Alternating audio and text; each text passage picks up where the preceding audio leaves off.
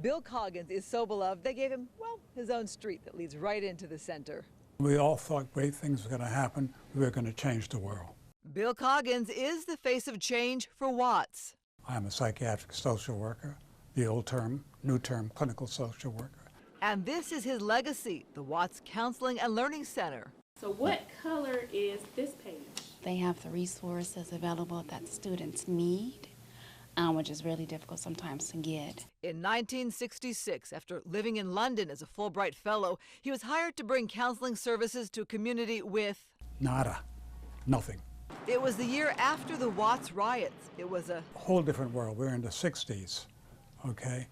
High expectations for social change. And Kaiser Permanente was at the helm. Whenever referrals would come from this area, we would find out when we looked for counseling resources, there weren't any. To do something in South Central, Southeast. Vegetable, like a pepper. 50 years later, kids are still coming here. Apples are red.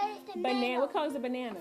Yellow. Among their pillar programs, a preschool. We have the only nationally accredited preschool in the Watts area, and that's about 1 million people. Director Maria Aguirre. It's about supporting the individual, helping them show up for their families. So I'm going to say 2 words, and I want you to tell me if they rhyme. Fan, man. Does it rhyme? Fan, man. Show me. Yes. Good job. And through internships, they're training future mental health clinicians. It's a one-in-a-million opportunity, and not everyone gets in it, so I was very lucky to get in it. So my department is also educational therapy, and I help kids with their disabilities. What I love about Watts is that it's so close to home. Like, these are the people I grew up with, and I could say that I helped my community, that I gave back. How do you feel when you walk through this hallway? Proud. What am I looking at here?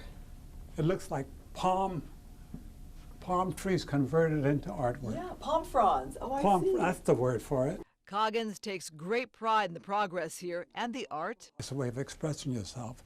It's a way of communicating to another person. So you look at something like this and this matters. Speaks volumes. Absolutely. It documents what's going on inside the person. But he worries about the problems of today. There's the influence of the drug culture, the influence of the gang culture. This is a popularization of the hood culture. His wants for the children of Watts. Life. First of all, life. We're killing each other. Life. Health. Oh, don't get me started. And for half a century, the Watts Counseling and Learning Center remains a safe place to play. Coggins remembers the words of one young man. I'm getting a little emotional here, but I remember him telling me, Mr. Coggins, if it wasn't for you, I would have been dead so and so and so and so.